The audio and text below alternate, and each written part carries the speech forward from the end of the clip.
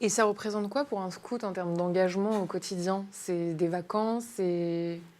Ah, C'est une tenue déjà, c'est une tenue, les amis, que je n'ai pas. Ça commence par des vacances. Je Ouais. pense que le C'est des petit colos, scout quoi. qui débarque, c'est un peu plus qu'une Ouais. colo, c'est un mouvement de jeunesse. Il y a une grosse différence là-dessus. Là où il y a un rendez-vous seulement en hiver ou en été pour les colos, il va y avoir une activité, alors en fonction des groupes, toutes les semaines ou toutes les 2 semaines. Et donc il y a cette notion aussi de se retrouver plus que D'accord. seulement pendant la partie des vacances. Et donc, d'abord, c'est un engagement de venir aux activités. Puis petit à petit, et c'est vraiment ça le message du scoutisme, c'est rendre autonome le plus tôt possible nos jeunes. Donc chez nous, par exemple, on a des chefs d'équipe qui vont donc dès 14-15 ans. C'est quoi d'ailleurs, pardon de vous couper, Jérémy, c'est quoi l'organisation? Parce que je me souviens qu'il y avait des... À l'époque, j'avais fait des missions sur les Jeannettes, les Louvettes, tout ça.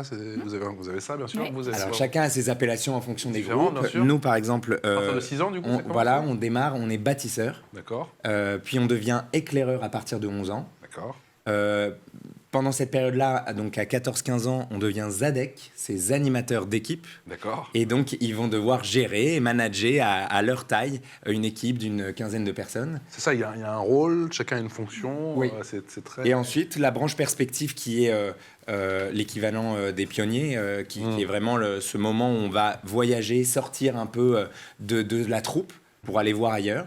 Et après, on devient donc animateur.